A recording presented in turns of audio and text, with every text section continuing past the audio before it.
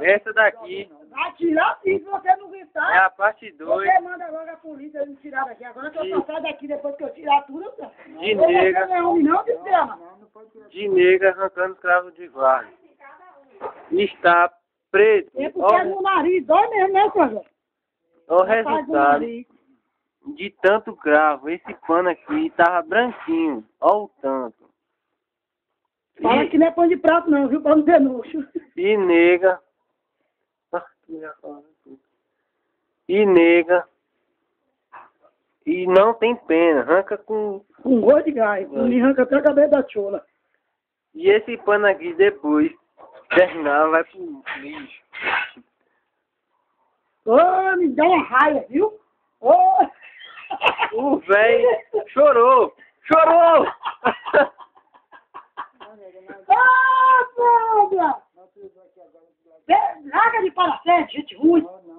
Não, Deus do céu. Vai, já ficou branco. Mostra ele aí, nego.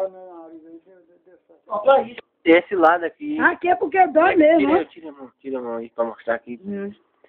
Esse ao lado está branquinho. Olha o outro lado que não tirou ainda do jeito que tá, preto. Presta atenção. É o cabelo do saco. Como é que não tá? Não é a nega. Não vai com essa aí, não adianta ficar com raiva não, viu? Hoje vai ter que estar agarrando uma pica do cu de leite.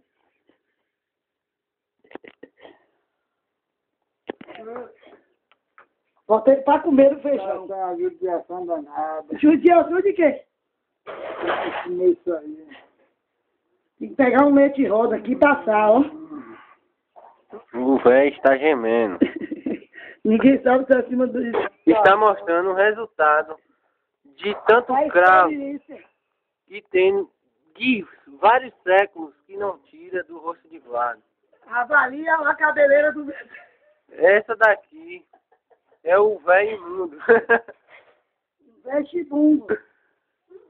Filmando, Júnior? Tá? Outra aqui. Era bom tivesse outro pedaço de panela. Pega, não quer nem sair, ó. Ah, como é que arruma uma mulher desse jeito? Eu quero ver não arrumar uma mulher agora. Vários que gemendo igual a gente tá levando a rola no cu.